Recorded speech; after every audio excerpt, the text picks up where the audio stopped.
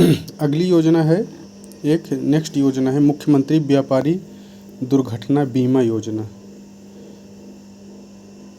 जैसे जो व्यापारी होती हैं उनकी दुर्घटना जब हो जाए उनके लिए है। इसमें ये 29 मई 2018 को ये शुरू हुआ था। इसमें अगर 5 लाख रुपए से बढ़ाकर 10 लाख रुपए कर दिया गया है अगर किसी व्यापारी की दुर्घटना में मृत्यु होती है तो। किसान कल्याण मिशन 2021 से यह स्टार्ट हुआ था लखनऊ से। 6 जनवरी 2021 से लखनऊ के सरोजनी नगर एक है, वहीं के दादोपुर ग्राम से मुख्यमंत्री योगी जी ने शुरू किया था किसानों का कल्याण। इसमें क्या है कि प्रत्येक विकास खंड पर किसानों के हित में विभिन्न कार्यक्रम आयोजित होंगे। प्रगतिशील किसान वैज्ञानिक और कृषि विभाग से जुड़ी कर्मचारी वैज्ञानिक कृषि को समझाएंगे। कुल मिला के ये है कि किसान कल्याण मिशन कब शुरू हुआ, तो 2021 से लखनऊ से शुरू हुआ था। वैज्ञानिक कृषि पद्धति से संबंधित है। अगली योजना है मुख्यमंत्री कन्या सुमंगला योजना। यह जो है 25 अक्टूबर 2000, इसका शुभारंभ 1 अप्रैल 2019 से हुआ था। इसमें क्या है कि 6 चरण हैं, 6 चरणों में पैसा दिया जाता है। कुल 25,000 रुपया इसमें दिया जाता है। पहले 15,000 था, अब 25,000। 2 बच्चियों के होने पर पहले 5,000, फिर 2,000, फिर 3,000, फिर 3,000, फिर 5,000, फिर 7,000। यही किस्त है। कुल 6 चरणों में दिया जाता है। 1 अप्रैल 2019 से लागू हुआ है। और ये परिवार जिनकी वार्षिक आय अधिकतम 3 लाख रुपए होनी चाहिए उनको मुख्यमंत्री कन्या सुमंगला योजना के तहत लाया जाएगा। 2 ही बच्चे हों यानी 2 ही बच्चियों के लिए है। और इसमें पहले 15,000 रुपया दिया जाता था, अब 25,000 कर दिया गया है। अगली योजना है मुख्यमंत्री बुनकर सौर ऊर्जा योजना, यानी बुनकरों से संबंधित है। यह भी 5 वर्षों के लिए है। 25 नवंबर 2022 से शुरू हुआ। यूपी नेडा जो है नोडल है। इसमें 50% अनुदान है। एससी और एसटी इनके लिए 75% का अनुदान है और महिलाओं के लिए 10% है। यूपी नेडा की 3% आनुवांशिक, मतलब यह है। एससी और एसटी के लिए 75%। योजना के अंतर्गत महिला के लिए 10% बुनकरों को लाभान्वित, जो महिला बुनकर होंगी उनके लिए है। इसमें क्या है कि प्रदेश में जैसे योजना में 50,000 बुनकर इससे लाभान्वित होंगे और प्रदेश में लगभग 2.5 लाख पावरलूम कार्यरत हैं, उन्हीं के लिए है ये। तो कुल मिला के यही है कि मुख्यमंत्री बुनकर सौर ऊर्जा योजना कब आई, तो 2022 में आई थी। 5 वर्ष के लिए है। यूपी नेडा नोडल है। 50% एससी एसटी के लिए अनुदान, 10% महिला बुनकरों के लिए। अगले 5 वर्षों तक यह रहेगा। अगली योजना है एक जिला एक खेल। इसमें यह भी 2022 में आई थी।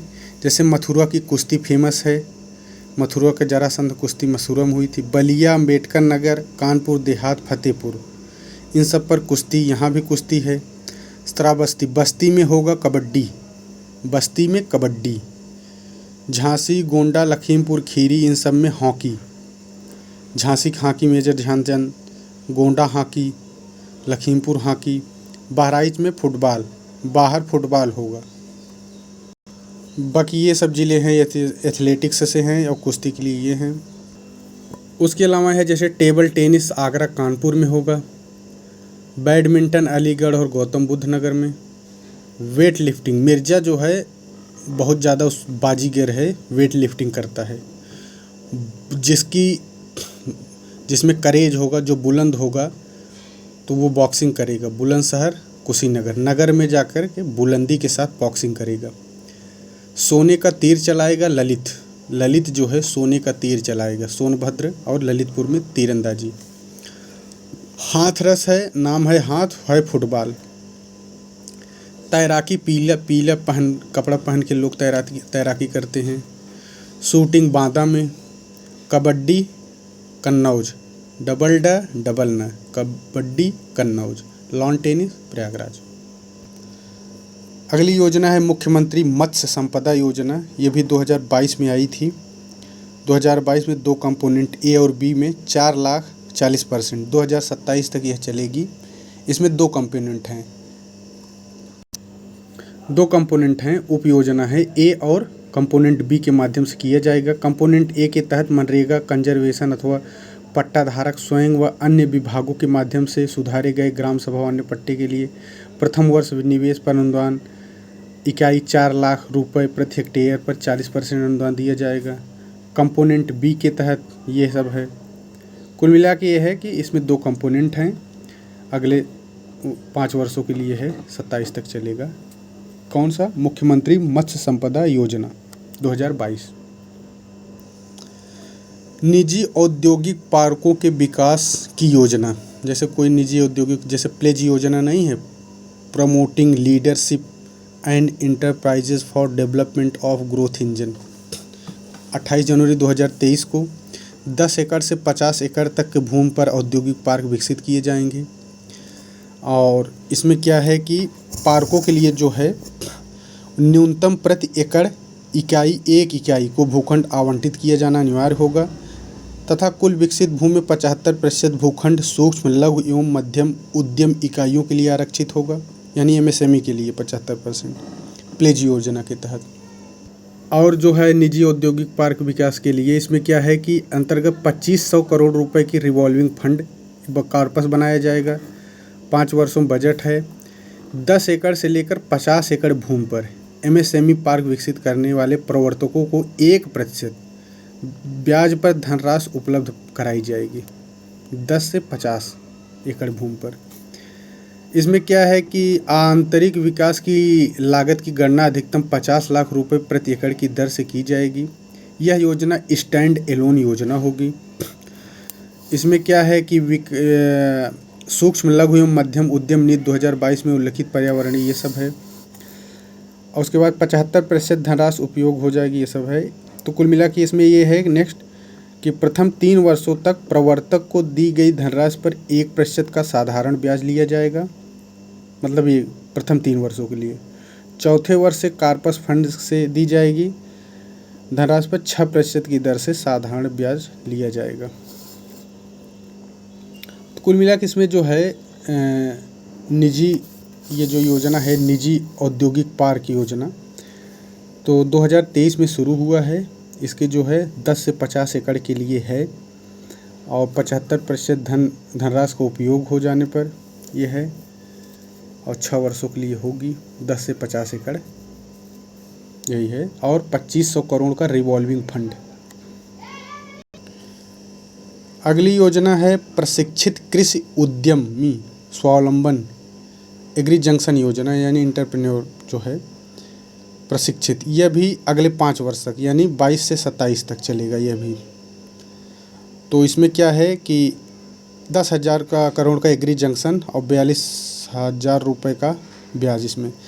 तो कुल मिला क्या है कि कृषि एग्री जंक्शन के बैनर तले समस्त योजनाएं एवं सुविधाएं वन स्टॉप शॉप के माध्यम से उपलब्ध कराना है। इसमें 5 वर्षों के लिए यानी 27 तक कुल 1,000 यानी बल्कि 10,000 एग्री जंक्शन केंद्र स्थापित किए जाने का लक्ष्य प्रस्तावित है इसमें, और निःशुल्क है। और उसके बाद स्वीकृति की दशा में अधिकतम 42,000 रुपये की धनराशि का ब्याज अनुदान बैंक एडेड सब्सिडी के रूप में उपलब्ध होगा।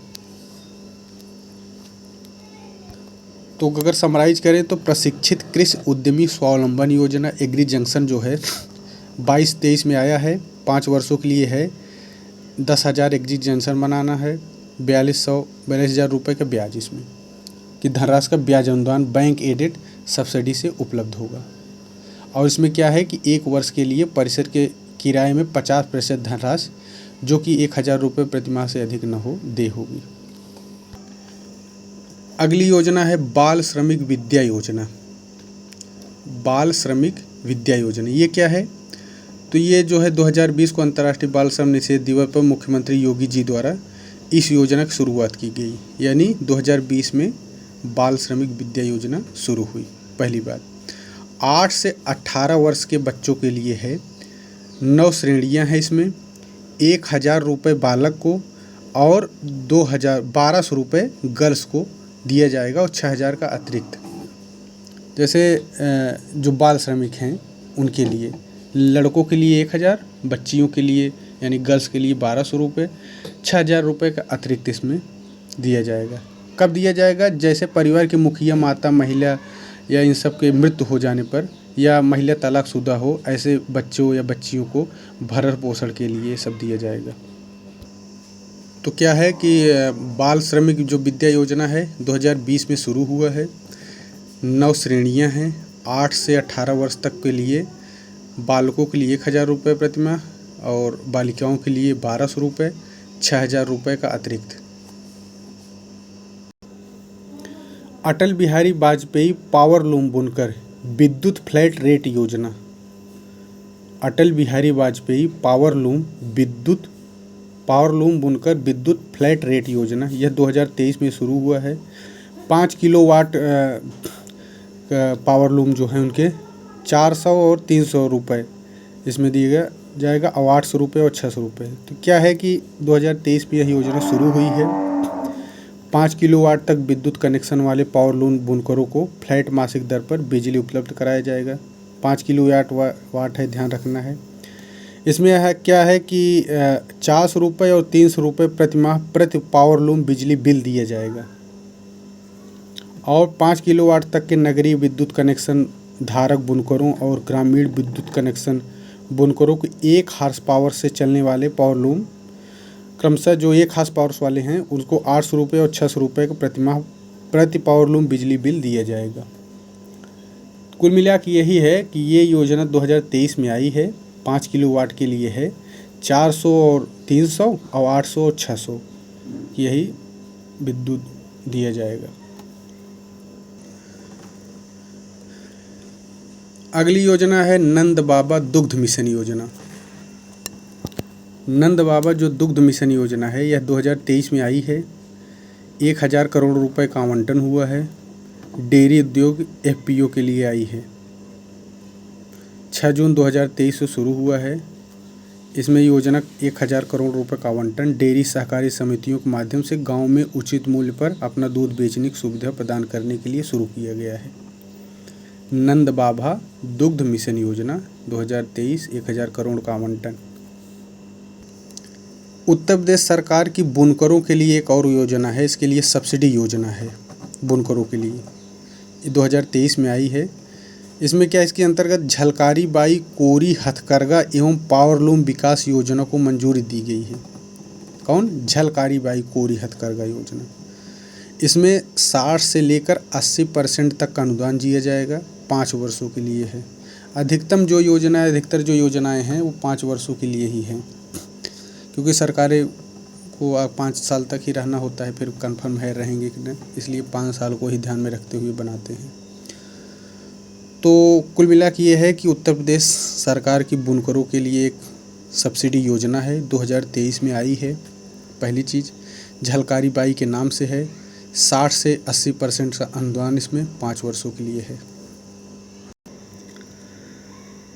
अगली योजना है मुख्यमंत्री शहरी विस्तारीकरण नए, यानी 2023 में शहर प्रोत्साहन यानी शहरों के विस्तारण के लिए है, टाउनशिप। इसमें क्या है कि जैसे 25 एकड़ है विशेष परिस्थितियों में एक, तो इसमें यह 5 वर्षों के लिए भी योजना है। टाउनशिप का न्यूनतम क्षेत्रफल जो होगा 25 एकड़ होगा, किंतु विशेष परिस्थितियों में राज्य सरकार के पूर्वानुमोदन से इसे 1.25 एकड़ किया जा सकेगा, अगर अनुमोदन मिल जाता है तो सरकार का। इसमें क्या है कि भूमि अर्जन की कुल लागत का 50% तक की धनराशि सीड कैपिटल के रूप में अधिकतम 20 वर्षों के लिए उपलब्ध कराई जाएगी। यानी 50% धनराशि दी जाएगी सीड कैपिटल के रूप में, जो सीड कैपिटल है उसका 50% अगले 20 वर्षों के लिए। किसमें? मुख्यमंत्री शहरी विस्तारीकरण शहर प्रोत्साहन योजना 2023। अगली योजना है पीएम स्वनिधि एवं स्व सहायता समूह, जो एसएच ग्रुप होता है, SH। तो पीएम स्वनिधि एवं स्वयं सहायता समूह ऋण योजना, इसमें 5 लाख रुपए का बीमा स्ट्रीट वेंडर के लिए, जो ठेला वाला लगाते हैं सड़कों पर, उनके लिए है। दुर्घटना पर 5 लाख रुपए का उनको सुरक्षा कवर दिया गया है। किसमें? पीएम स्वनिधि एवं स्वयं सहायता समूह ऋण योजना 2023 में आई है योजना। फिर नेक्स्ट योजना है मुख्यमंत्री शिक्षुता प्रोत्साहन योजना, अप्रेंटिस वाला जो है, इसमें 2023 में आई है। यह उच्च शिक्षा के लिए है। इसमें मानदेय जो दिया जाएगा वो 9,000 रुपये प्रति माह। तो जो ये है योजना के अंतर्गत मानदेय यानी स्टाइपेंड की राशि को बढ़ाकर प्रति माह 9,000 रुपये कर दिया गया है, जैसे ट्रेनिंग जब ले रहे हैं तो। और इसमें 100 करोड़ रुपए का एक प्रावधान किया गया है। 10 लाख युवाओं को लाभान्वित करने का टारगेट है इसमें। किसमें? मुख्यमंत्री शिक्षुता प्रोत्साहन योजना 2023, मानदेय 9,000 रुपये, 10 लाख युवाओं को टारगेट करना है। अगली योजना है मुख्यमंत्री खेत सुरक्षा योजना, खेतों की सुरक्षा के लिए, जो आवारा पशु उन सब से बचने के लिए। तो इलेक्ट्रिक सौर बाड़ लगाने के लिए प्रति हेक्टेयर लागत का 60% या 1.43 लाख रुपए यानी 1,43,000 रुपये या 60% जो भी अधिक हो दिया जाएगा। इसमें सोलर फेंसिंग यानी सौर से चारों तरफ घेरा जाएगा, सोलर फेंसिंग किया जाएगा, जो कि 12 वोल्ट का करंट उसमें प्रवाहित होगा। तो यही है योजना। तो क्या है? मुख्यमंत्री खेत सुरक्षा योजना 2023 में आई है। 1.43 लाख रुपए या 60% जो भी अधिक हो दिया जाएगा सब्सिडी सौर बाड़ लगाने के लिए, जो कि 12 वोल्ट का होगा। नेक्स्ट योजना है मुख्यमंत्री सूक्ष्म उद्यमी दुर्घटना बीमा योजना है। मुख्यमंत्री सूक्ष्म उद्यमी दुर्घटना बीमा योजना है, जैसे जो उद्यमी होती हैं अगर दुर्घटना हो जाती है तो उनके लिए है। 18 से 60 वर्ग के आयु के लोग इस पे पात्र होंगे। 2023 में शुरू हुआ है। उद्यमी को दुर्घटना में 5 लाख रुपए दिया जाएगा, बढ़ाकर मतलब ये दिया जाएगा। और 90 लाख MSME बनाया गया है। जैसे इस योजना में 90 लाख MSME उद्यमी को लाभान्वित करना हो, मतलब 90 लाख MSME उद्यमी को बनाने हैं इसकी योजना के तहत। 18 से 60 वर्ष के लोग इसमें आवेदन कर सकते हैं। योजना में ऐसे सूक्ष्म उद्यमी आच्छादित किए जाएंगे जो GST विभाग द्वारा संचालित व्यापारी दुर्घटना बीमा योजना का लाभ पाने में के पात्र नहीं हैं, उनके लिए है। एक योजना चल रही है ना GST विभाग द्वारा, अगर उसमें वो नहीं है तो इसके मुख्यमंत्री सूक्ष्म उद्यमी दुर्घटना बीमा योजना के वो पात्र हो सकते हैं। इसमें मृत्यु या अस्थायी अपंगता होने पर 5 लाख रुपए दुर्घटना के रूप में उनको दिया जाएगा। और इसमें जो है MSME के लिए है, उसके बाद यही मुख्य है। कुल मिला के यही है कि मुख्यमंत्री सूक्ष्म उद्यमी दुर्घटना बीमा योजना 23 में आई है। 18 से 60 वर्षों के लिए, 18 से 60 जिनकी आयु है उनके लिए है यह योजना। उद्यमियों को 5 लाख रुपए दुर्घटना बीमा के लिए रूप में दिया जाएगा। अगली योजना है प्रधानमंत्री फसल बीमा योजना तथा पुनर्गठित मौसम आधारित फसल बीमा योजना। यह भी 5 साल के लिए है, अगले 2026 तक चलेगी। इसमें क्या है कि अगर 18 फसलों पर कुल दिया जा रहा है, खरीफ फसलों के लिए 2% सब्सिडी, रबी के लिए 1.5%, और वैसे जो फसलें होती हैं वाणिज्यिक उस पर 5% का सब्सिडी 60 जिलों में यह है। जैसे कुल 18 फसलों पर है, जैसे खरीफ की 10 फसलें कौन कौन? धान, मक्का, ज्वार, बाजरा, उड़द, मूंग, मूंगफली, तिल, सोयाबीन, अरहर। अब GS के रूप में अगर इसमें देखें तो सोयाबीन, मूंगफली, ये जो है सोयाबीन, मूंगफली, ये खरीफ की फसल है। सोयाबीन, मूंगफली, बाकी तो समझ जाएंगे, बस सोयाबीन और मूंगफली भी खरीफ की है। और रबी की जो फसलें हैं 8, उसमें चना, मटर, मसूर, अलसी, लाही, सरसों, आलू, ये सब। प्रदेश के चयनित 60 जिलों के फसल बाहुल क्षेत्रों में पुनर्गठित किया गया है। 7 उद्यमी फसलों पर लागू किया जाएगा और 2023 में 26 तक यह लागू है योजना। उसके अलावा कुल मिला के यही है। अगर इसमें देखा जाए कि मुख्यमंत्री फसल बीमा योजना तथा पुनर्गठित मौसम फसल आधारित बीमा योजना 2023 में आई है। 18 फसलों के लिए है। खरीफ के लिए 2, रबी के लिए 1.5, वाणिज्य के लिए 5, 60 जिलों में कार्यान्वित है, 2026 तक चलेगी। मुख्यमंत्री पर्यटन विकास सहभागिता योजना है। प्रत्येक विधानसभा द्वारा 25 लाख टू 5 करोड़ रुपए तक है। 50% सहभागिता 2023 में आई है। सांसद विधायक निधि 50%। क्या है इसमें? 2023 में ये योजना आई है, मुख्यमंत्री पर्यटन विकास सहभागिता योजना। इस योजना का उद्देश्य जो है, प्रत्येक विधानसभा क्षेत्र के एक सर्वाधिक महत्वपूर्ण स्थल का चयन किया जाएगा तथा पर्यटन संभावनाओं से परिपूर्ण अल्पज्ञात पर्यटक स्थलों को चिन्हित कर उसे उच्च स्तरीय पर्यटन स्थल के रूप में विकसित किया जाएगा। मतलब हर विधानसभा में एक पर्यटन स्थल भी विकसित किया जाएगा।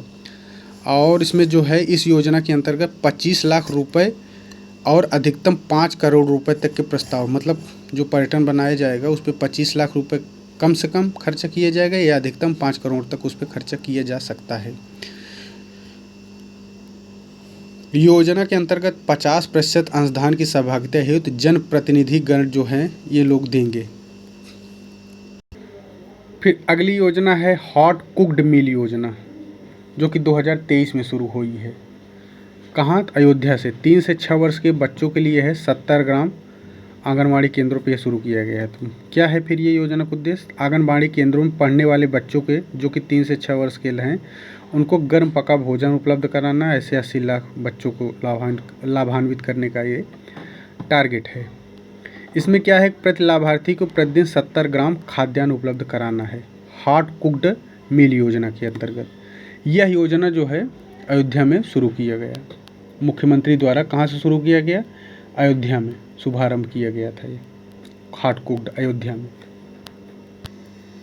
अगली योजना है वंदना योजना। 2023 में आई है यह योजना। नगरीय अवसंरचना यानी जो सिटीज इंफ्रास्ट्रक्चर है उसको बनाने के लिए नगरीय क्षेत्रों में अवस्थित सांस्कृतिक, पौराणिक, धार्मिक एवं ऐतिहासिक महत्व के स्थलों पर अवस्थापना तथा अन्य सुविधाओं का विकास करना है।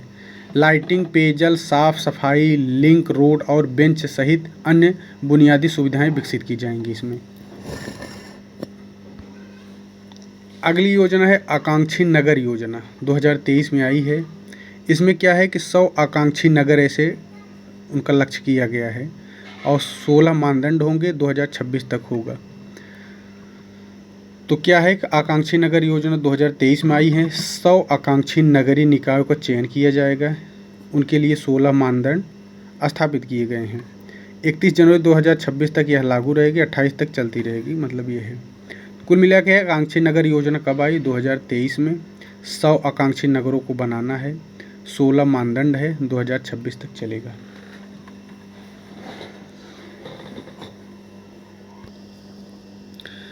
नंदनी कृषक समृद्धि योजना आई है। यह 2023 में आई थी। यह 25 दुधारू जो गोवंश होते हैं या वैसे 35 इकाइयाँ 3 वर्ष के लिए अनुभव होना चाहिए, जिनके पास 0.5 एकड़ से लेकर के 1.5 एकड़ भूमि हो। 10 मंडलों में 50% सब्सिडी, ये इसका 60 है। तो इसमें क्या है, तो 2023 में यह योजना आई है।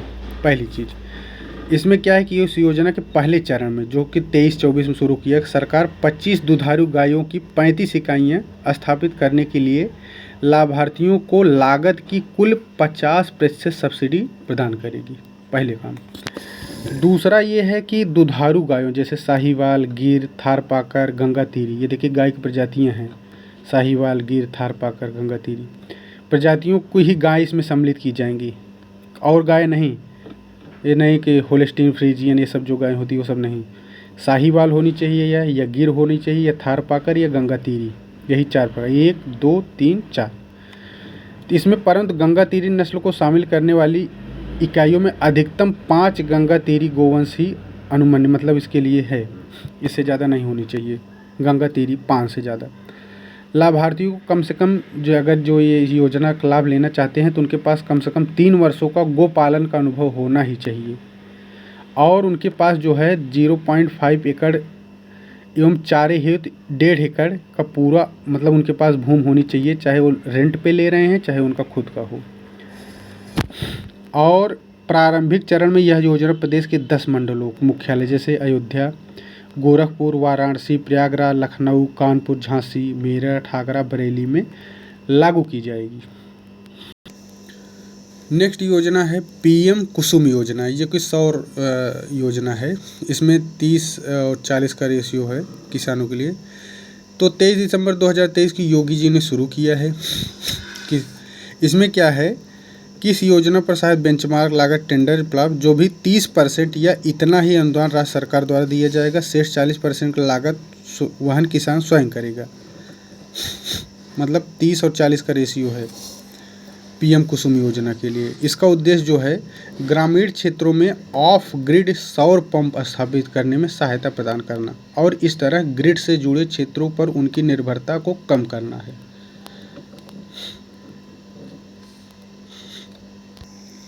मुख्यमंत्री green road infrastructure development CM grid योजना है शहरी क्षेत्रों के लिए। 2023 में आई है यह योजना। अगला है जैसे उत्तर प्रदेश खनन नीति कब आई थी, तो 2017 में आई थी योगी जी की अध्यक्षता में गुड गवर्नेंस भ्रष्टाचार रोकने के लिए। जो खनन है खनिज से प्राप्त राजस्व के कुल राजस्व प्राप्ति में अभी जो है 1.5% राज्य में हिस्सा है खनन का। उसके अगले 5 वर्ष 3% ले जाने का लक्ष्य है। खनन को कितना 3% ले जाने का लक्ष्य है। उत्तर प्रदेश वेब मीडिया नीति 2016 संशोधन आई है। 2020 में संशोधन हुआ है। जैसे वेब मीडिया नीति 2016 में आई थी उसमें संशोधन हुआ है। 5 फरवरी 2020 को संशोधन हुआ है। इसमें क्या है कि उनके 2 वर्ष के प्रदर्शन के आधार पर सूचीबद्ध किया जाएगा वेबसाइट को।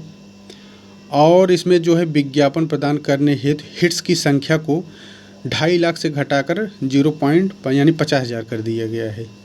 पहले हिट्स की संख्या जो 2.5 लाख होती थी उसको 50,000 कर दिया गया है। वेबसाइटों की 5 श्रेणियाँ बनाई गई हैं। कितनी? 5 श्रेणियाँ।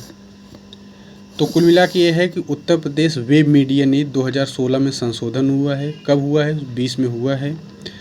और 2 वर्षों के प्रदर्शन के आधार पर सूचीबद्ध किया जाएगा ये है। और पहले जो हिट्स की संख्या 2.5 लाख हुआ करती थी अब उसको 50,000 कर दिया गया है। वेबसाइटों की 5 श्रेणियाँ बनाई गई। अगली योजना है जैसे नियम है उत्तर प्रदेश पर्यटन नीति। यह 2022 में आई है। ये भी अगले 5 वर्षों के लिए है। यानी 22 में आई थी 27 तक चलेगी। और इसमें क्या है कि सर्किट जैसे कई सर्किट है ना, महाभारत सर्किट, बुद्धा सर्किट, आध्यात्मिक सर्किट, इस तरह के बनाए जाएंगे। कुल मिला के उत्तर प्रदेश पर्यटन नीति कब आई थी? 2022 में। उत्तर प्रदेश कृषि निर्यात नीति कब आई? तो 2019 में आई है। इसमें क्या है प्रदेश में कृषि निर्यात को 2024 तक दोगुना करने का लक्ष्य है। इसमें कि यह नीति जो है 50 से 100 हेक्टेयर क्षेत्र के संकुल में खेती का प्रस्ताव रखती है। मतलब ये 50 से 100 हेक्टेयर कितना? ये जो 50 हेक्टेयर से 100 हेक्टेयर के बीच के लिए ये लागू है उत्तर प्रदेश कृषि निर्यात नीति 2019। इसमें क्या नवोन्मेष, स्टार्टअप को प्रोत्साहित करना, अंतर्राष्ट्रीय बाजार से व्यवसाय आकर्षित करना, ये सब है। प्रदेश में कृषि को दुगना करना, ये सब है उत्तर प्रदेश कृषि नीति 2019। अगली है उत्तर प्रदेश इलेक्ट्रॉनिक विनिर्माण नीति 2020 में संशोधन हुआ है। इसमें 40,000 करोड़ रुपए का निवेश का आकर्षित करने का लक्ष्य है। 1,000 करोड़ रुपए के निवेश पर फ्लैट जो है 15% पूंजी उत्पादन अनुमन्य है। 1,000 करोड़ रुपए के। इसमें क्या है 5 वर्ष में 5% प्रतिवर्ष यानी 1 करोड़ रुपए प्रतिवर्ष अधिकतम 5 करोड़ रुपए प्रति इकाई ब्याज उपादान की प्रतिपूर्ति की सीमा को बढ़ाकर 7 वर्ष अधिकतम 7 करोड़ रुपए किए जाने का प्रस्ताव है। इसमें क्या है कि इकाइयों को 5 वर्ष में 200 करोड़ रुपए से 1,000 करोड़ रुपए के बीच निवेश करने वाली इकाइयों को 6 वर्ष तथा 1,000 करोड़ रुपए से अधिक निवेश करने वाली इकाइयों को 7 वर्ष का समय प्रदान किया जाना प्रस्तावित है। तो कुल मिला के यही है कि उत्तर प्रदेश इलेक्ट्रॉनिक विनिर्माण नीति कब आई, संशोधन कब हुआ? तो 20 में संशोधन हुआ है। एक यह है कि उत्तर प्रदेश मलिन बस्ती अधिनियम कब आया था? यह 1962 में आया था। उत्तर प्रदेश स्वस्थानीय मलिन बस्ती पुनर्विकास नीति 2021 में आई थी। यानी जो मलिन बस्तियों के लिए। इसमें क्या है कि मलिन बस्ती सुधार अधिनियम 1962 की धारा 3 के अनुसार परिभाषित स्लम एरियाज हैं। मतलब कौन से श्रम एरिया होंगे, तो उन बस्तियों को मलिन बस्ती के रूप में मान्यता दी जाएगी जिसमें कम से कम 300 लोग निवासित हों। मतलब ऐसी ही बस्ती हो तब मलिन बस्ती के रूप में उसको कैटेगराइज करेंगे। और सूडा किसे कहते हैं, तो ये नगरीय विकास अभिकरण सूडा उत्तर प्रदेश को राज्य स्तरीय नोडल एजेंसी नामित किया गया है। तो नोडल एजेंसी क्या है, सूडा है। मुख्य सचिव जी की अध्यक्षता में ये है और सूडा इसकी नोडल है, बस यही है। तो अगर इसको समराइज करें तो उत्तर प्रदेश स्वस्थानीय मलिन बस्ती पुनर्विकास नीति 2021 में आई है। उत्तर प्रदेश मलिन बस्ती अधिनियम 1962 थी। 300 लोग जहां निवासित हो वही मलिन बस्ती के रूप में होगा। 1962 की धारा 3 के अनुसार इसे परिभाषित किया गया है और मुख्य सचिव जी अध्यक्षता करेंगे। उत्तर प्रदेश स्टार्टअप नीति आई है, 2020 में संशोधन हुआ है। जैसे प्रथम स्टार्टअप नीति उत्तर प्रदेश सूचना प्रौद्योगिकी एवं स्टार्टअप नीति 2016 की घोषणा के बाद उत्तर प्रदेश सूचना प्रौद्योगिकी एवं स्टार्टअप नीति 2017 के रूप में संशोधित किया गया है। तो जो ये स्टार्टअप उत्तर प्रदेश स्टार्टअप नीति 2020 में संशोधन हुआ है, इसमें यह है प्रत्येक प्रदेश में 100 इनक्यूबेटर्स, कितने 100 इनक्यूबेटर्स तथा राज्य के प्रत्येक जनपद में कम से कम 1 इनक्यूबेटर की स्थापना की जाए। यानी प्रदेश भर में कुल 100 और हर जिले में 1 इनक्यूबेटर्स कम से कम होने ही चाहिए। और कम से कम 1 मिलियन वर्ग फुट इंक्यूबेशन एक्सेलरेशन स्थान पर विकास सहायता ये है। और राज्य कम से कम 10,000 स्टार्टअप की स्थापना के अनुकूल इकोसिस्टम सृजित करेगा। मतलब ऐसा सिस्टम बनाएगा ताकि प्रदेश में 10,000 स्टार्टअप बन सके, निकल सके। स्टेट ऑफ आर्ट उत्कृष्टता केंद्र यानी एक्सीलेंस सेंटर जो बनते हैं वो सब। और जो जीएस के रूप में फैक्ट है वो ये है कि भारत के सबसे बड़े इनक्यूबेटर की स्थापना लखनऊ में करना है। ये इम्पोर्टेंट है कि भारत के सबसे बड़े इनक्यूबेटर की स्थापना कहाँ करना है, तो वो लखनऊ में। उत्कृष्टता केंद्रों की स्थापना के लक्ष्य को 3 से बढ़ाकर अब पहले 3 था, 3 उत्कृष्टता केंद्र की स्थापना करना था, लेकिन इसको आगे बढ़ाकर 8 अब कर दिया गया, यानी अब 8 करना है। उत्कृष्टता स्टार्टअप को 15,000 रुपये मासिक के स्थान पर अब 17,000 रुपये का भरण पोषण दिया जाएगा। यानी पहले 15,000 रुपये था, अब इसको बढ़ाकर 17,500 कर दिया गया है। इससे प्रदेश के लगभग 50,000 से अधिक लोगों को अगले 5 वर्षों तक यह नियम रहेगा। तो अगर हम लोग समराइज करें उत्तर प्रदेश स्टार्टअप नीति 2020 में जो संशोधन हुआ है, तो इसमें क्या है कि 100 इनक्यूबेटर्स सेंटर बनाने हैं। हर ज़िले में कम से कम 1 होना चाहिए, 1 मिलियन वर्ग फुट होना चाहिए, 10,000 स्टार्टअप्स की स्थापना करना है। लखनऊ में भारत का सबसे बड़ा इनक्यूबेटर सेंटर बनेगा। उत्कृष्टता केंद्र 8 बनाना है। 17,500 रुपये स्टार्टअप मासिक के आधार पर दिया जाएगा। सीड कैपिटल जो है, अब उसमें क्या है, सीड कैपिटल वह विपणन सहायता की धनराशि को भी 5 लाख रुपए से बढ़ाकर 7.5 लाख रुपया कर दिया गया है। सीड कैपिटल पहले 5 लाख था, अब इसे 7.5 लाख कर दिया गया है। इसके अलावा 5 लाख रुपए का प्रोटोटाइप अनुदान की नई व्यवस्था की गई है। स्टार्टअप इकाइयों के वित्त पोषण के लिए सिडबी के साथ, किसके साथ, सिडबी के साथ 1,000 करोड़ रुपए के स्टार्टअप फंड और यूपी एंजल नेटवर्क की स्थापना की गई है। इम्पोर्टेंट है, किसके साथ सहयोग किया गया है, सिडबी के साथ 1,000 करोड़ रुपए के स्टार्टअप फंड बनाया जाएगा और यूपी एंजल नेटवर्क की स्थापना भी की जाएगी। उत्तर प्रदेश इलेक्ट्रॉनिक विनिर्माण नीति 2020 में संशोधन हुआ है। इसमें क्या है कि 40,000 करोड़ रुपए निवेश आकर्षित करना है। प्रदेश में 3 इलेक्ट्रॉनिक्स विनिर्माण गुच्छ ईएमसी की स्थापना की जाएगी। कितने, तो 3 ईएमसी बनाए जाएंगे। प्रदेश में 3 उत्कृष्टता केंद्र मतलब सेंटर ऑफ एक्सीलेंस जिसे कहते हैं उसकी स्थापना की जाएगी और इससे 4 लाख रोजगार बनेंगे। उत्कृष्टता केंद्र की कुल परियोजना लागत 25% राज्य सरकार द्वारा तथा शेष 75% भारत सरकार वहन करेगी।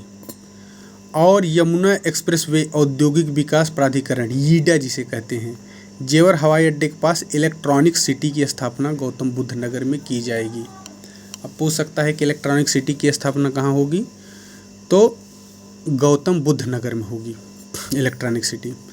बुंदेलखंड में रक्षा इलेक्ट्रॉनिक्स विनिर्माण क्लस्टर्स बनाए जाएंगे। लखनऊ, उन्नाव, कानपुर जोन में मेडिकल इलेक्ट्रॉनिक्स विनिर्माण क्लस्टर बनाया जाएगा। वो जो लखनऊ वाला बेल्ट है, जो रोड आती है कानपुर से उन्नाव, लखनऊ, वहीं पर मेडिकल इलेक्ट्रॉनिक्स विनिर्माण क्लस्टर्स बनाए जाएंगे। इसके अलावा बुंदेलखंड एवं पूर्वांचल क्षेत्र के लिए यह उपादान 50% है। थोड़ा यहाँ लीवरेज दिए हैं इन क्षेत्रों के लिए। उसके अलावा भूमि उपादान जो परियोजना लागत 7.5% तक प्रदान किया जाएगा। और अधिकतम 10 वर्षों के लिए इलेक्ट्रॉनिक ड्यूटीज़, जो इलेक्ट्रिसिटी ड्यूटीज़ में 50%, मतलब बिजली बिल में कुल मिला के 50% की छूट दी जाएगी।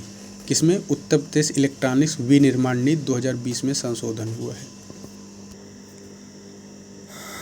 अगला है उत्तर प्रदेश डेटा सेंटर नीति आई है, 2021 में संशोधन हुआ है, 5 वर्षों तक होगा। इसमें क्या है कि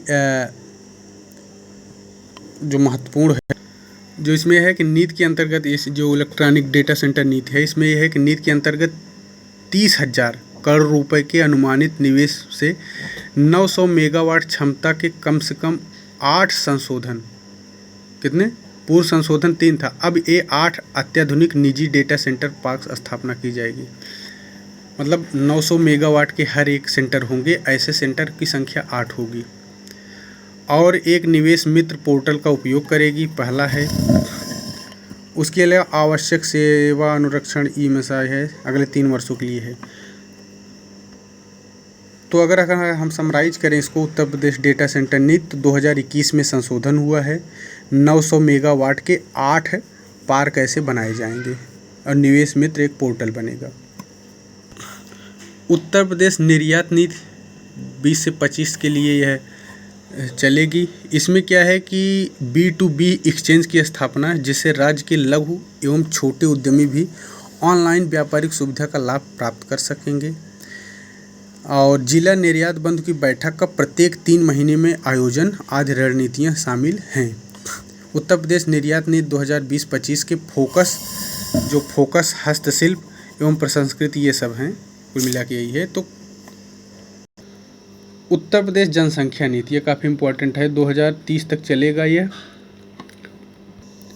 11 जुलाई को उत्तर प्रदेश जनसंख्या नीति का अनावरण हुआ था, मतलब तभी से विश्व जनसंख्या दिवस पर योगी जी ने उस अवसर पर उत्तर प्रदेश जनसंख्या नीति 2021 से 30 का अनावरण किया। तो इसमें जो है मुख्य कि जो TFR है, टोटल फर्टिलिटी रेट जिसे कहते हैं, 2026 तक 2.1% और 2030 तक 1.9% करने का लक्ष्य है। यानी 26 तक 2.1 और 30 तक 1.9। इसके अलावा यह है कि नीति में 0 से 1 आयु में शिशु मृत्यु दर, यानी प्रति 1000 जीवित जन्म को 2026 तक 32 करना है। यानी एक साल तक के जो बच्चे हैं, जो भी मर जाते हैं प्रति 1000 पर, तो उनको 2026 तक 32 करना है और 2030 तक उनको 22 पर लाना है। मतलब 1000 में से जो बच्चे मरेंगे, तो 2026 तक टारगेट है कि 32 से ज़्यादा लड़के न मरे और 2030 तक ऐसे 22 पे लाना है, 0 से 1 वर्ष के आयु की जो शिशु मृत्यु दर है। उसके अलावा इस नीति के अंतर्गत 0 से 27 दिन आयु की नवजात मृत्यु दर को प्रति 1000 जीवित दर 2026 तक 22 और 30 तक 12 पर लाने का लक्ष्य है। जो 0 से 27 दिन के बच्चे हैं उनको जो है 26 तक 22 लाना है और 30 तक 12 पर लाने का लक्ष्य रखा गया है। 5 वर्ष से कम उम्र की मृत्यु दर को प्रति 1000 जीवित जन्म दर पर 2026 तक 35 और 2030 तक 25 पर लाने गए। यानी जो 5 वर्ष से कम के बच्चे होते हैं, तो टारगेट है कि 2026 तक 35 पे लाना है और 30 तक 25 पे लाने का लक्ष्य है। लाइफ एक्सपेक्टेंसी जिसे जीवन प्रत्याशा कहते हैं 26 तक 64.3 से बढ़ाकर 66 करना है, यानी 26 तक 66 वर्ष और 30 तक 69 वर्ष करने का लक्ष्य है। कुपोषण की जो दर है 2026 तक 16.4% और 30 तक 11.4% पर लाने का लक्ष्य रखा गया। वर्तमान में 5 वर्ष से कम आयु के 38.5% बच्चों का वजन कम पाया गया है। और जो प्रति लाख जीवित जन पर मातृ मृत्यु दर है 167 इस समय है, इसे 2026 तक 150 पे लाना है और 2030 तक 98 पर। यानी जो गर्भवती महिलाएं होती हैं तो डिलीवरी टाइम जिनका मृत्यु हो जाता है 1 लाख में अभी इस समय 167 की मृत्यु होती है, तो ऐसे के लोगों को 2026 तक लाना है कि 150 से ज़्यादा लोगों की मृत्यु न हो, यानी महिलाओं की। और फिर 2030 तक 98 पर लाने का लक्ष्य रखा गया है। तो अगर उत्तर प्रदेश जनसंख्या नीति 2031 हम लोग समराइज करें तो जो TFR लाना है वो 26 तक 2.1 और 30 तक 1.9। शिशु मृत्यु दर 26 तक 32 और 30 तक 22। नवजात मृत्यु दर 26 तक 22, 30 तक 12 लाना है। 5 वर्ष तक के कम बच्चों को 26 तक 35 और 30 तक 25 पर लाना है। लाइफ एक्सपेक्टेंसी जो भी 64.3 वर्ष है आयु, इसे 26 तक 66 करना है और 30 तक 69 ले जाना है। कुपोषण दर जो है इस समय 2026 तक उसे 16.4% तक ले जाना है, परसेंटेज तक, और 30 तक 11.4% तक ले जाने का लक्ष्य रखा गया है। और जो मदर मोर्टेलिटी रेट है उसे 2026 तक 150 ले जाने का लक्ष्य रखा गया है और 30 तक 98 पर ले जाने का लक्ष्य रखा गया है। Uttar Pradesh where housing and logistic नीति आई है 5 वर्ष के लिए, ये भी है 2022 से 5 वर्ष 27 तक है।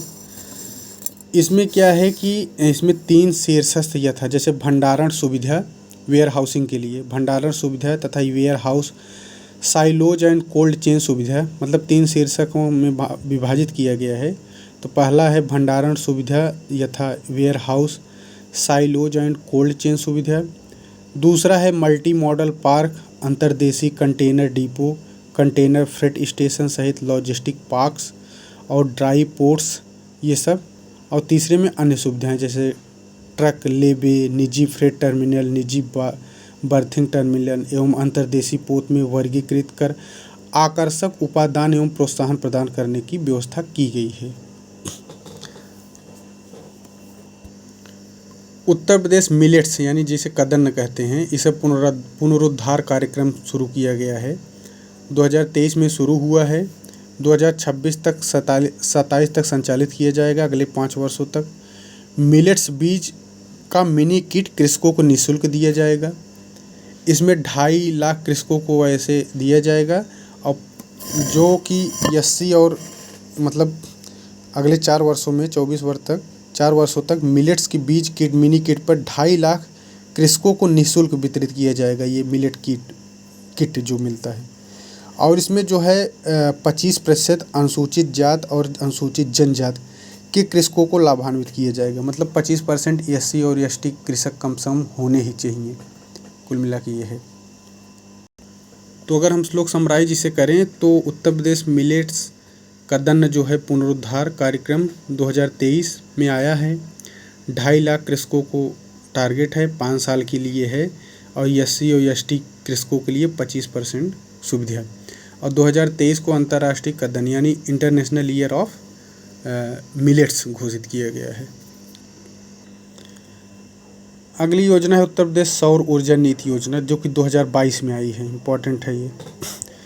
22,000 मेगावाट लक्ष्य रखा गया है, 5 सालों के लिए है। इसमें क्या है कि निजी क्षेत्र में सौर पार्क की स्थापना हेतु ग्राम पंचायत राजस्व की भूमि पर 15,000 रुपये प्रति एकड़ प्रति वर्ष 30 वर्षों के लिए, अवधि के लिए पट्टे पर दी जाएगी। यानी अगर कोई 1 एकड़ देता है तो उसको 15,000 रुपये दिया जाएगा 30 वर्षों तक सोलर के लिए, जो सौर पार्क स्थापित के लिए।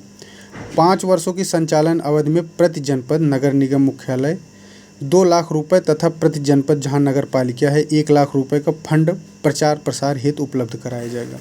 यानी जिन जिलों में नगर निगम है वहाँ 2 लाख और जहाँ नगर पालिकाएँ हैं वहाँ 1 लाख। 22,000 मेगावाट विद्युत उत्पादन लक्ष्य रखा गया है, यानी सौर से। कुल मिला के इससे ध्यान रखना है, सौर से। तो देखा जाए तो उत्तर प्रदेश सौर ऊर्जा नीति 2022 में 5 वर्षों तक रहेगी। 22,000 मेगावाट लक्ष्य है, 22 में आई है 22,000 मेगावाट। 15,000 रुपये प्रति माह की दर से मिलेगा प्रति साल, मतलब 1 साल में 15,000 रुपये मिलेगा 30 वर्षों तक। अगली योजना है उत्तर प्रदेश सूक्ष्म लघु एवं उद्यम मध्यम उद्यम प्रोत्साहन नीति 2022 में आई है। तो इसमें क्या है कि सब्सिडी के रूप में 10% से 25% तक सब्सिडी दिया जाए। बुंदेलखंड और पूर्वांचल में जैसे सूक्ष्म लघु यानी एमएसएमई हेतु 25% और 20% एवं 15% चलती रहेगी, और मध्यांचल पश्चिमांचल में 20% ये सब रेशियो है। उत्तर प्रदेश वस्त्र एवं परिधान नीति ये 2022 में आई है, 5 वर्षों तक ये भी है। तो ऐसे 5 वस्त्र एवं परिधान पार्क यानी टेक्सटाइल पार्क जो बनाए जाएंगे 5 प्रदेश भर में, और इसमें निवेश पर 25% पूंजी सब्सिडी प्रदान की जाएगी। और जो ये है 25% जो पूंजी दी जाएगी, जैसे 5% और पूर्वांचल एवं बुंदेलखंड में स्थापित होने वाली इकाइयों पर 10%, जैसे अन्य क्षेत्रों पर 5% की दिया जाएगा, लेकिन पूर्वांचल और बुंदेलखंड पर 10% की छूट दी जाएगी। पूंजी सब्सिडी की जो अधिकतम सीमा 100 करोड़ रुपए प्रति यूनिट होगी, जैसे जो पार्क बनते हैं 100 करोड़। स्टाम्प शुल्क 100% छूट होगी। और टेक्सटाइल डिजाइन या फैशन ब्रांडिंग मार्केटिंग में स्नातक उत्तीर्ण छात्र डिजाइन स्टूडियो के लिए 75% अधिकतम 30 लाख रुपए प्रति उद्यमी अनुदान प्राप्त करने हेतु पात्र होंगे। मतलब अगर स्नातक किए हैं छात्र तो उनको 75% अधिकतम 30 लाख रुपए के उनको अनुदान दिया जा सकता है। उत्तर प्रदेश वस्त्र एवं परिधान नीति। तो अगर उत्तर प्रदेश वस्त्र एवं परिधान नीति देखें 2022 में आई है। 5 वस्त्र परिधान पार्क बनाए जाएंगे, 25% सब्सिडी दी जाएगी। स्नातक हैं तो 75% या 30 लाख रुपए तक का इनको सब्सिडी अनुदान दिया जाएगा। अगला है उत्तर प्रदेश राज्य जैव ऊर्जा नीति। यह 2022 में भी आई है, 5 वर्षों के लिए है। 55 करोड़ रुपए का इसमें 5500 करोड़ का निवेश होगा। 75 लाख रुपए प्रति टन की दर से अधिकतम 20 करोड़ रुपए तक की सब्सिडी प्रदान की जाएगी। बायो कोल उत्पादन यानी 75,000 रुपये प्रति टन की दर से अधिकतम 20 करोड़ रुपए तक तथा बायोडीजल के उत्पादन पर 3 लाख रुपए प्रति किलोलीटर की दर से अधिकतम 20 करोड़ रुपए तक की सब्सिडी दी जाएगी। तो इसमें क्या है कि पहली बात तो उत्तर प्रदेश जैव ऊर्जा नीति 2022 में आई, 5 सालों के लिए है, और 75 लाख रुपए प्रति टन की दर से अधिकतम 20 करोड़ रुपए तक की सब्सिडी दी जाएगी। और बायोकाल जो उत्पादन है उस पर 75,000 रुपये प्रति टन की दर से अधिकतम 20 करोड़ रुपए, यानी 75,000 20 करोड़, 3 लाख रुपए प्रति किलो लीटर की दर से अधिकतम 20 करोड़ रुपए, यानी कुल मिलाकर 20 करोड़ की सब्सिडी। उत्तर प्रदेश डेयरी विकास एवं दुग्ध उत्पादन संवर्धन नीति आई है 2022 में। 5 वर्षों में 5,000 करोड़ रुपए तक पूंजी निवेश लक्ष्य रखा गया है। इसमें प्रत्यक्ष एवं अप्रत्यक्ष रूप से 1.25 लाख रोजगार सृजित होने का अनुमान है।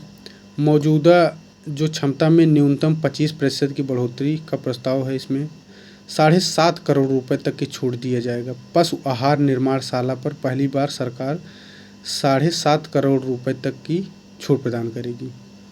दूध प्रसंस्करण इकाई स्थापित करने पर विभिन्न मदों पर 5 करोड़ रुपए तक का अनुदान और 5 वर्षों के लिए 10 करोड़ रुपए ब्याज पर अनुदान प्रदान करने का निर्णय लिया गया है। अगला जो है उत्तर प्रदेश राज्य सरकार की हवाई पट्टियों को उपयोग हेतु नीति आई है 2023 में, जो कि 4 श्रेणियों में है, 20 वर्षों के लिए है।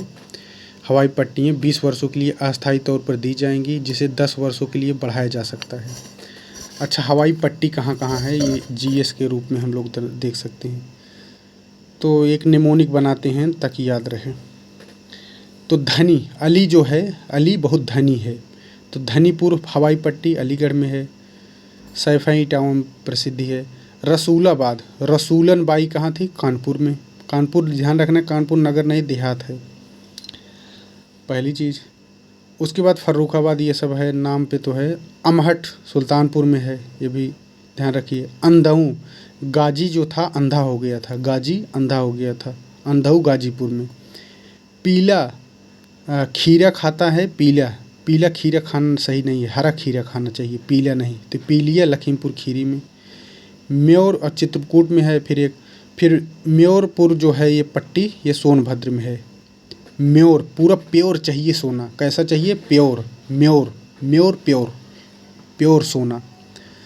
और झांसी में ललितपुर, मुरादाबाद, अयोध्या, ऐसे कुल 17 हवाई पट्टियाँ बनाई जाएंगी।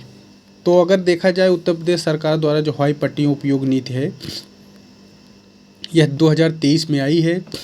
4 श्रेणियाँ हैं, 20 वर्षों के लिए है, 10 वर्षों तक बढ़ाया जा सकता है। धानीपुर अलीगढ़ में, रसूलाबाद कानपुर देहात में, अंधाऊ गाजीपुर में, अमहट सुल्तानपुर में, पीलिया खीरी में, लखीमपुर खीरी में, म्योरपुर सोनभद्र में, ऐसे कुल 17 हवाई पट्टी बनाए जाएंगे। उत्तर प्रदेश फिल्म नीति आई है 2023 में। फिल्म सिटी बनाई जाएगी 1000 एकड़ में। विंध्याचल बुंदेलखंड 35%, ये तो एक कन साइज में है। 25% या 50 लोग को, 1 वर्ष हो 40 लाख। तो इसमें क्या है कि फिल्म स्टूडियो लैब्स अगर जैसे बनाना है उत्तर प्रदेश में, तो 25% या अधिकतम 50 लाख रुपए का अनुदान सरकार देगी। अगर मतलब प्रदेश में अगर स्टूडियो लैब्स बनाते हैं तो 50 लाख रुपए। और अगर इस तरह का लैब बुंदेलखंड, विंध्याचल और पूर्वांचल में बनते हैं तो 35% की या 50 लाख रुपए छूट, जो भी अधिक हो वो दिया जाएगा। और जगह 25% 50 लाख है, और इन क्षेत्रों पर 35% या 50 लाख है। फिर और इसमें जो है लैब्स, जैसे 1 वर्ष में 40%, जो ये 50 लाख रुपया दिया जाएगा, उसमें पहले वर्ष 40% उस 50 लाख का, फिर 30%, फिर 30%, यानी 40-30-30 के रेशियो में ये 50 लाख रुपए दिए जाएगा। और अगर 5 फीचर फिल्में बनाते हैं, वेब सीरीज़, मतलब स्टूडियो, तो आपको 50 लाख रुपए तब मिलेगा जब कम से कम 5 फीचर फिल्में हो, या वेब सीरीज हो, फिल्म हो, या राष्ट्रीय प्रसारण का पोस्ट प्रोडक्शन कार्य, ये सब हो। जैसे प्रथम फिल्म निर्माण के लिए कुल शूटिंग दिवस के 2/3 अगर शूटिंग उत्तर प्रदेश में होते हैं, 2 करोड़ रुपए की सब्सिडी दी जाएगी। अगर यहाँ 2/3 शूटिंग उत्तर प्रदेश में होते हैं, अगर आधे से कम शूटिंग होती है तो 1 करोड़ रुपए की सब्सिडी दिया जाएगा। और फिल्म प्रशिक्षण संस्थान की स्थापना करने पर 50 लाख रुपए तक की सब्सिडी दी जाएगी।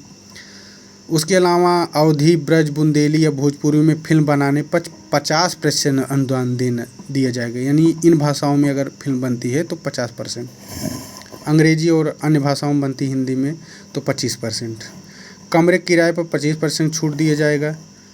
वेब सीरीज की शूटिंग पर प्रति एपिसोड 10 लाख या 1 करोड़ रुपए तक की सब्सिडी दी जाएगी। वो डिपेंड करेगा किस तरह की वेब सीरीज या फिल्म है, तो यानी 10 लाख से 1 करोड़ दिया जाएगा। अगर वेब फिल्म में 5 मुख्य कलाकार उत्तर प्रदेश के हैं तो 25 लाख रुपए की पारिश्रमिक देने की धनराशि, मतलब अगर यूपी से 5 मुख्य कलाकार हैं तो 25 लाख रुपए की सब्सिडी। इसके अलावा नोएडा में जो है 1000 एकड़ भूमि पर अंतर्राष्ट्रीय फिल्म सिटी का निर्माण किया जा रहा है। तो समराइज अगर करें तो उत्तर प्रदेश फिल्म नीति 2023 में आई है। 1000 एकड़ पर फिल्म सिटी बनाई जा रही है नोएडा में। विंध्याचल बुंदेलखंड में अगर करते हैं शूटिंग तो 35% या 50 लाख। अवधी, ब्रज, बुंदेली, भोजपुरी में अगर शूटिंग होती है तो 50% का सब्सिडी। हिंदी अंग्रेजी में होती है या अन्य भाषाओं में तो 25% शूटिंग। जो ये 50 लाख रुपए दिया जाएगा, ये ये पहले वर्ष 40% दिया जाएगा उस 50 लाख का, फिर दूसरे वर्ष 30, फिर तीसरे वर्ष 30, ऐसे दिया जाएगा। 2/3 शूटिंग अगर होती है 2 करोड़ रुपए, आधा शूटिंग यूपी में होती है तो 1 करोड़ रुपए। वेब, हर वेब पर 10 लाख से 1 करोड़ रुपए तक दिया जाएगा।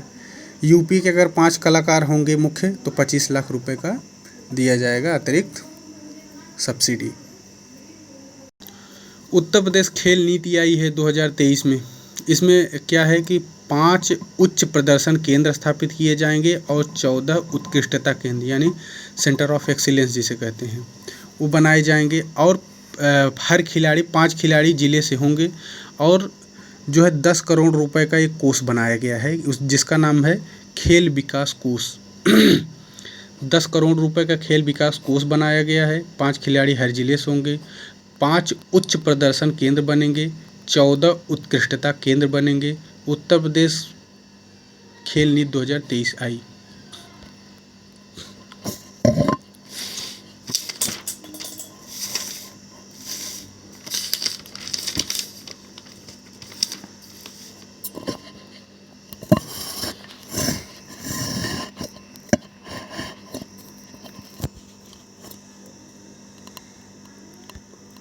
उत्तर प्रदेश बायोडीजल उत्पादन एवं बिक्री संबंधी नियमावली आई है 2023 में आई है। आवेदन शुल्क 500 रुपये है, 2 वर्ष अनुमानित है, 20 किलो लीटर है न्यूनतम, मतलब करना है, भंडारण क्षमता है। तो अब देखा जाए क्या है इसका, तो 2023 में आई है, यूपी नेडा इसका नोडल है। आवेदन शुल्क 5,000 रुपये है। जैसे उत्पादन और खुदरा बिक्री की अनुमति पंजीकरण में से प्रत्येक के लिए आवेदन शुल्क 5,000 रुपये होगा। बायोडीजल उत्पादन के लिए पंजीयन और खुदरा बिक्री की अनुमति 2 वर्ष के लिए मान्य होगी। पंजीयन अनुमति आगामी 2 वर्षों के लिए नवीनीकरण 5,000 रुपये का आवेदन दिया जाएगा। न्यूनतम जो भंडारण क्षमता होगी 20 किलो लीटर होगी। उसके बाद है उत्तर प्रदेश फार्मास्यूटिकल एवं चिकित्सा उपकरण उद्योग नीति 2023 में आई है। यह भी अगले 5 वर्षों तक है। 7 वर्ष तक 50%, 50 करोड़ रुपए की सब्सिडी दी जाएगी। स्टाम्प शुल्क 100% छूट है। तो इसमें क्या है कि फार्मास्यूटिकल जो उत्तर प्रदेश नीति आई है 2018 उसको आगे बढ़ा के अब 23 कर दिया गया है। पहले 18 में आई थी, अब 23 में आ गई है। तो अधिकतम 7 वर्षों तक 50% ब्याज पर अनुदान देगी, जो प्रतिवर्ष अधिकतम 1 करोड़ रुपये से अधिक नहीं होगी। मतलब ये 7% तक जो 50% अनुदान देगी सरकार वो 7 वर्षों तक, जो कि अधिकतम 1 करोड़ रुपये से अधिक नहीं होगी प्रतिवर्ष। और उपकरण पार्क को 50 करोड़ रुपए के अधिकतम सब्सिडी के अध्याधीन प्रत्येक वर्ष 10 करोड़ रुपए तक फार्मा ये सब है। स्टाम्प ड्यूटी 100% छूट है। पूर्वांचल और बुंदेलखंड जिलों में स्थापित इकाइयों के लिए 5% तक की ब्याज सब्सिडी के साथ 2% की अतिरिक्त ब्याज सब्सिडी 7 वर्षों तक। यानी अगर पूर्वांचल और बुंदेलखंड में है तो 7% सब्सिडी दी जाएगी। इसके अलावा बल्क ड्रग पार्क चिकित्सा उपकरण पार्क में स्थापित इकाइयों को 10 वर्षों के लिए ब्याज सहित सब्सिडी प्रदान की जाएगी।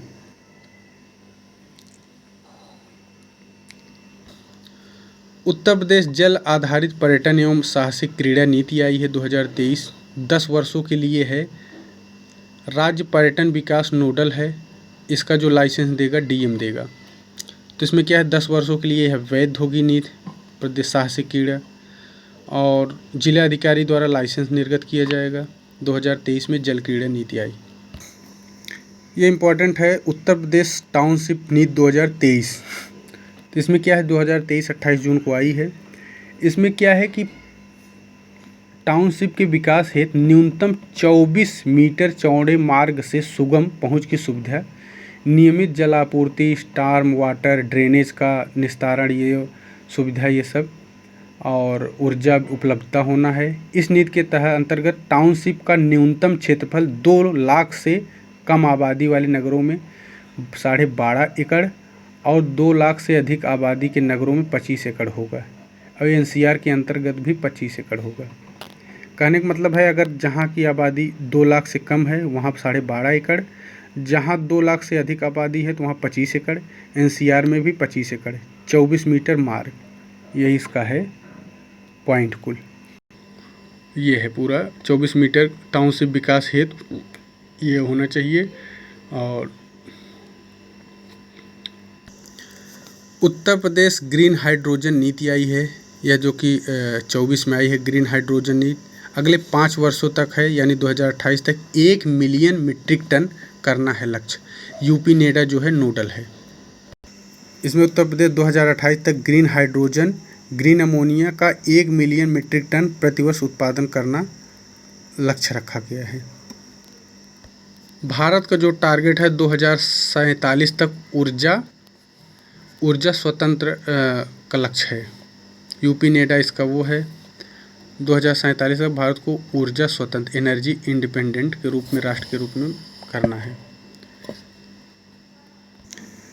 प्रत्यक्ष विदेशी निवेश एवं फॉर्च्यून 500 कंपनियों के निवेश हेतु प्रोत्साहन नीति 2023 आई है। बिजली बिल 100% छूट, स्टाम्प शुल्क पंजीकरण 50 से 100% छूट, जमीन पर 75 से 80% छूट, पूर्वांचल बुंदेलखंड में 100% छूट।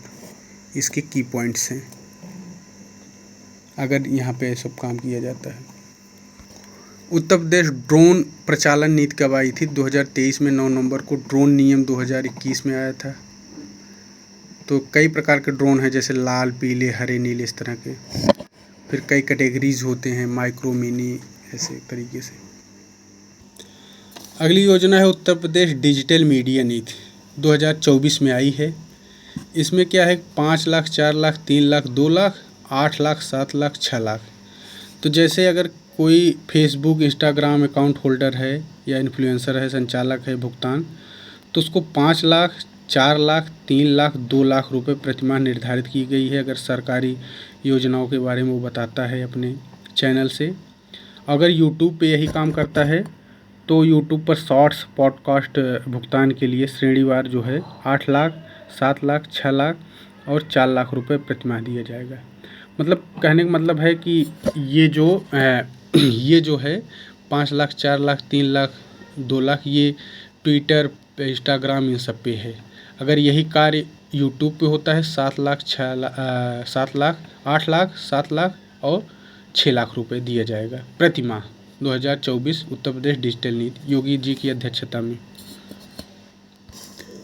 उत्तर प्रदेश के ग्रामीण क्षेत्रों में पाइप पेयजल योजना की संचालन एवं अनुरक्षण नीति आई है 2024। इसमें जो है संचालन एवं अनुरक्षण नीति 2015 के स्थान पर यह है। इसमें क्या है कि 2015 द्वारा उत्तर प्रदेश ग्रामीण पेयजल पाइप जलापूर्ति योजना के लिए संचालन एवं अनुरक्षण नीति 2015 निर्गत है। 2019 में राष्ट्रीय ग्रामीण पेयजल कार्यक्रम को जल जीवन मिशन के अंतर्गत समाहित कर दिया गया है। ध्यान रखना है क्या, 2019 में राष्ट्रीय जो ग्रामीण पेयजल कार्यक्रम था उसे 2019 में जल जीवन के मिशन जो है उसमें मर्ज कर दिया गया है। कहने का मतलब यही है। इसमें क्या है कि अनुरक्षण हेतु मात्राकृत 15% धनराशि की व्यवस्था समाप्त कर दी गई है। उत्तर प्रदेश सेमीकंडक्टर नीति आई है 2024 में। यह अगले 5 वर्षों तक है, यानी 29 तक चलेगा। UPECL इसका नोडल है। उत्तर प्रदेश सेमीकंडक्टर नीति 2024।